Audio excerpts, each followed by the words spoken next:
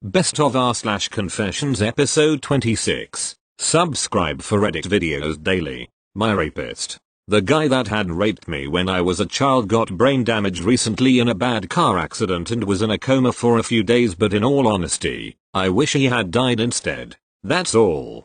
Thank you. Next. I make a point to always compliment black women on their hair when I can. I know that some people are prejudiced against black women's hair. I'm a white teenager, so I doubt it does anything, but I try to always compliment their hairstyle. Be it my cashier at the grocery store or just a woman I walk by, all hair is beautiful. I just want them to have the same support as I do. Thank you. Next. Breakup. Years ago, I broke up with someone because my emotional needs weren't met. My ex easily gets jealous, and whenever we fight it usually takes days for us to make up. He also likes to decide for himself without even asking for my opinion. When he gives me gifts, he gets upset when I don't post them in my social media accounts. It's very tiring and draining. Months after our breakup, I found someone who gave me that need.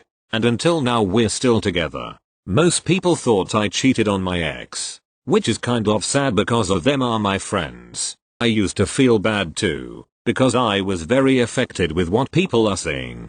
But somehow I realized there's always two sides of a coin. The only thing that matters is the truth, and that I'm happier now. I met the most wonderful person, so patient, loving, and kind.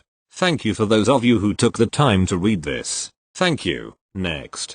2 nights ago I attempted to commit suicide. I am a 30-year-old man. After the loss of my sister in 2016, I've never been the same.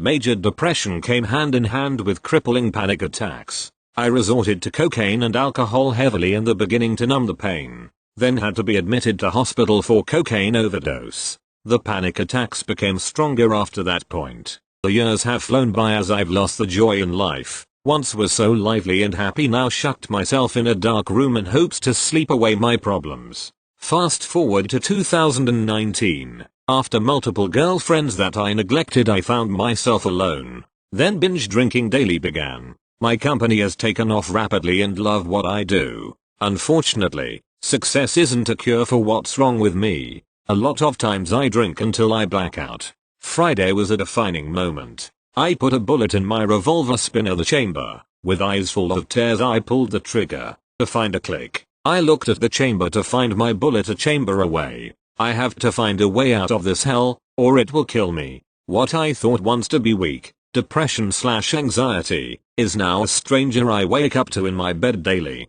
Be kind to others, you never know what's going on in their head. Thank you. Next. Pedophilia.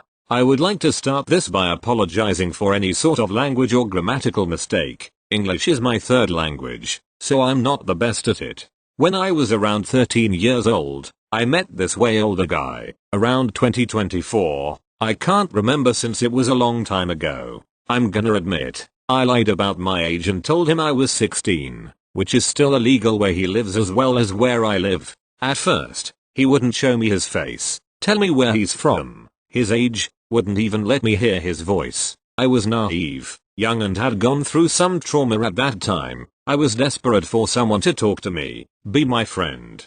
He wouldn't reply fast, he'd reply within 5-10 hours, which I didn't really mind since I was also busy with school and kiddie stuff. He asked everything about me. I told him all of it, my child dumb mind thinking he's shy and maybe if I tell him about me, he'll open up. He ordered I send him selfies, so I did. We started calling very regularly. I started liking him a lot. I still hadn't seen his face nor did I know his name. He would make me call him daddy. I knew it wasn't the most appropriate thing, but I still did it because I liked him so much. He said my voice was the nicest one he's ever heard. I have always got compliments about my voice, but that from him meant a lot to me. Eventually, I came to know his name, saw his face. He told me what country he's from and finally told me he likes me. Stuff only got sketchy from here on. He would reply after long whiles and tell me to spam him with selfies, which I would, and he would save them all. He told me 3 times in total that he likes me, different occasions, each time like it was the first time ever telling me.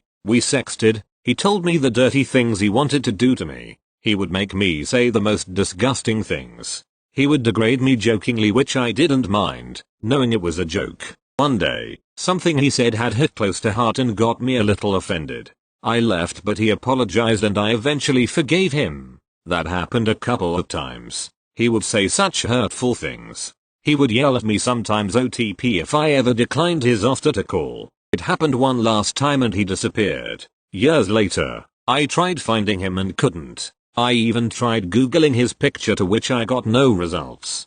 I searched his name everywhere and got no results. I'm assuming he gave me a fake name. I don't remember everything he did, but something about it disturbs me a lot. I know this isn't a big confession like some here, but it's still something. I have never told this to anyone before. It disturbs me knowing he has 50 plus pics of 13-year-old me. I want to find him somehow, not exactly sure why, though. I am certain he played some sort of psychological game with me. Thank you. Next. I denied a stray cat some fish today and I feel like shit.